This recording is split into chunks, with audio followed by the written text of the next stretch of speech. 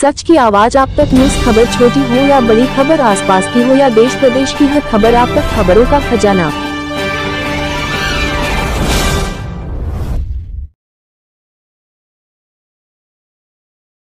नमस्कार किसान भाइयों, बसंत काल का समय आ गया है और इस समय में आम की जो हमारे बागान हैं उसमें बोर आने का समय, मंजरी आने का समय आ गया है और लगभग 50% से ज़्यादा बोर सभी बागों में आज तक निकल चुका है।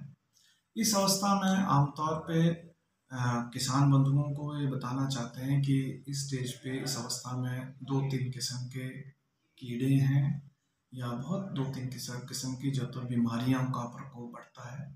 और खासकर इन जो कीड़ों की हम जिसकी बात करते हैं उसमें मुख्यतः जो तो माहू होता है या जिसको हम चैंपा बोलते हैं, ये बहुत ही हमारी फसलों को, हमारे सेब आम के बगीचे को ये ज़्यादा तबाह करता है। और दूसरे जो तो इसमें बीमारी आती है जिसको हम चुर्डेलासिता कहते हैं या इन्फ्लोरोसेंस ब्लाइट।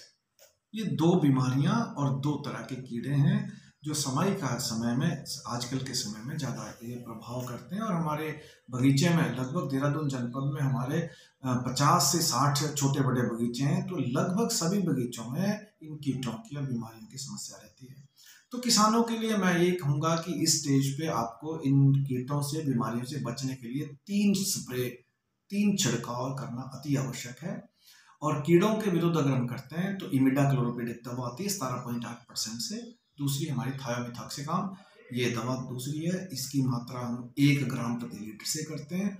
तीसरी जो तो एक मुख्य दवा आती है इसमें जिसको हम बुफ्रोजिन कहते हैं, ये 1 ml 1 ग्राम 1 लीटर पानी के हिसाब से इसका छिड़काव करते हैं।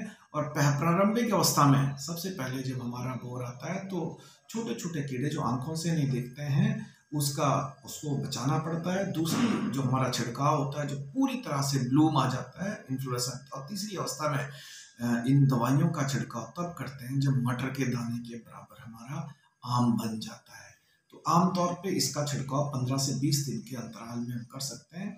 और दूसरे इसके साथ कई बार हमारे पास चुर्डेनासिता की, जिन बगीचों में मैनेजमेंट कम रहता है, जहाँ देखभाल कम रहती है, वहाँ पे चुर्डेनासिता भी आती है। लेकिन इस साल अभी तक तो नहीं आई है वो बीमारी होती है चुर्डेनासिता, लेकिन अभी कीड़ों का ही प्रकोप शुरू हुआ है जिसमें इन बीमारियों, इस कीड़े की वजह से खासकर पत्तियां काली हो जाती है और चमक आ जाती है। हम दूर से अगर बगीचे को देखेंगे तो पत्तियां दूर से चमकती है, लाइट उसको रिफ्लेक्ट करती है और अंततः उन पत्तियों पे काले रंग का फफूंद जम जाता है।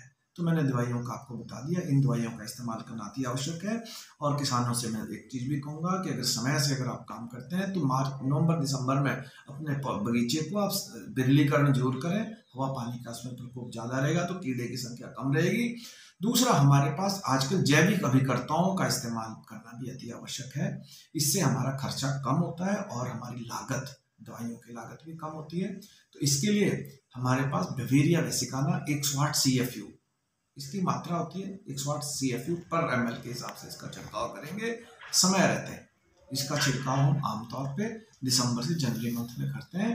अगर इसका छिड़काव करेंगे तो अपेक्षाकृत बगीचे में कीड़ों की संख्या कम रहती है। ये बहुत आवश्यक है इस स्टेज पे कीड़ों से, बीमारियों से बचाव किया जाए।